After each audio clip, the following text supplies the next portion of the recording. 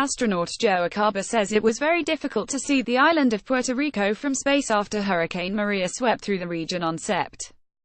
20 in comments during a space-to-ground question-and-answer session with hundreds of Puerto Rican students today, Jan. 12, Acaba said the Caribbean island is usually easy to spot because of its lights.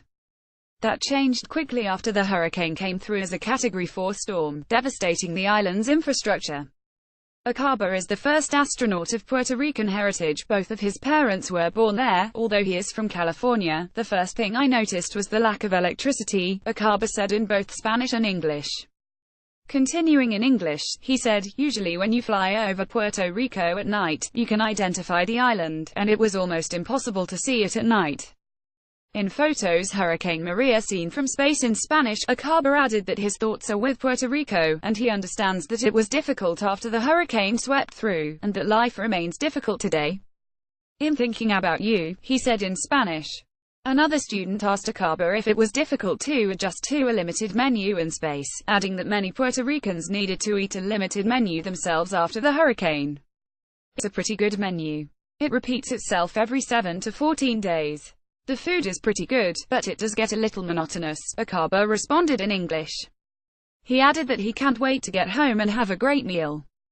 Puerto Rico continues to recover from the storm. As of yesterday, Jan. 11, nearly 4 months after Maria hit, approximately 40% of the island's public utility customers still do not have electricity, according to ACUNPR and Status.pr, a website that tracks how infrastructure repairs are progressing in Puerto Rico.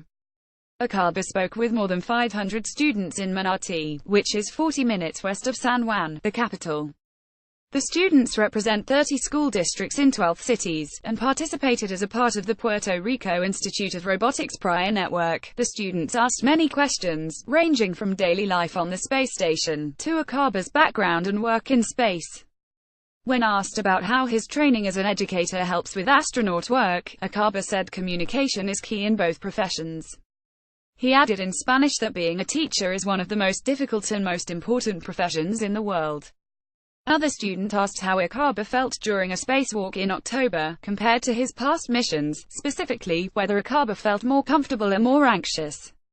Acaba responded in Spanish that while he felt comfortable, he still maintained focus to avoid any problems. Other insights Acaba shared with students included the challenges of fixing the space toilet. One of the station's toilets just broke again, he said, and the ease of flowing between different nations' modules on the International Space Station without using a passport.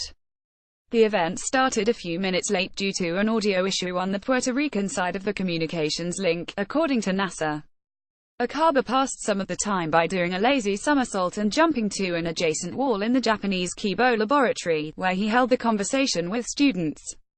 Acaba arrived at the space station on September 12, about a week before Maria battered Puerto Rico.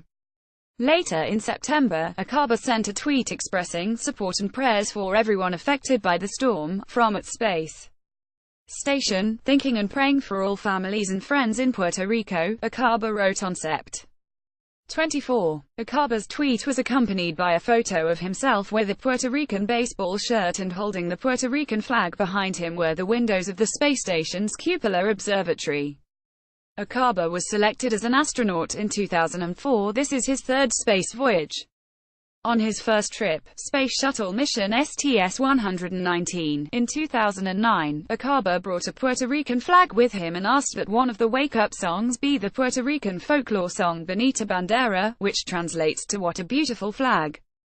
Follow us at space.com, Facebook and Google. Original article on space.com.